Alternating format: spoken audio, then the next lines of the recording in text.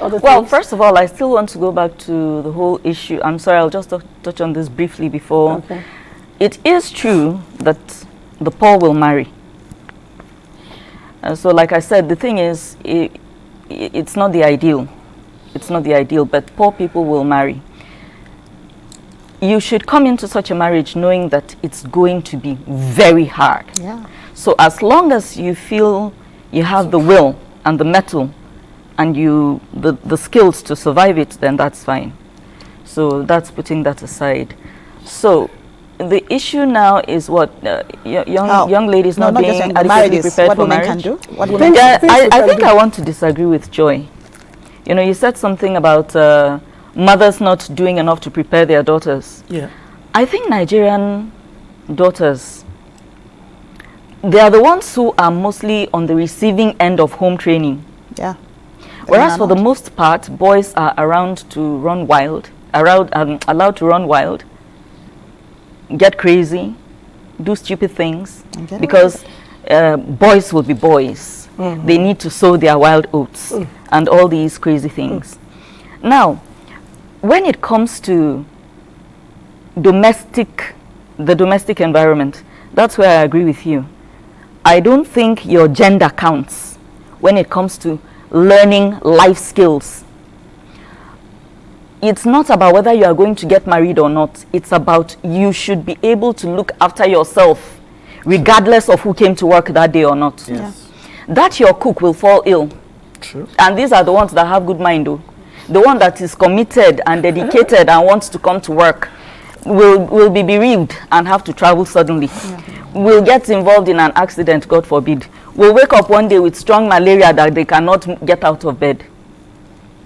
Will even resign. Will resign because they got a better offer elsewhere. True.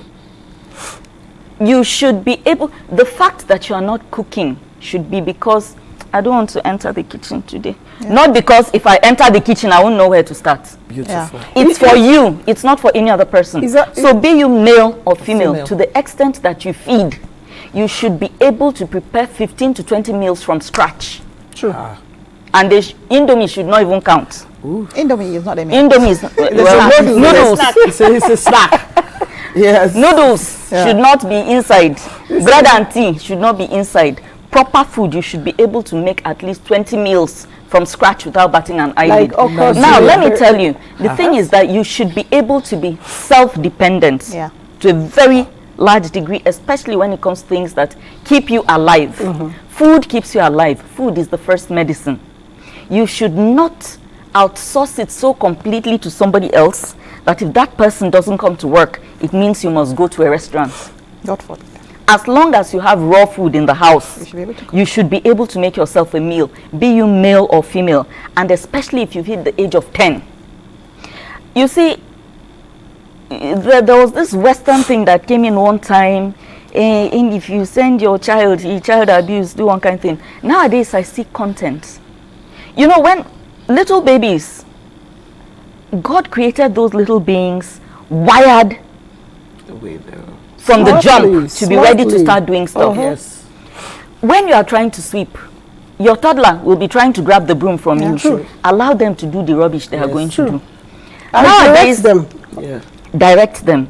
Nowadays, I see our Western friends carrying their 3-year-old baby, put the baby on a high chair that has, railings around it, and place the baby and get the baby to be touching things as they are cooking.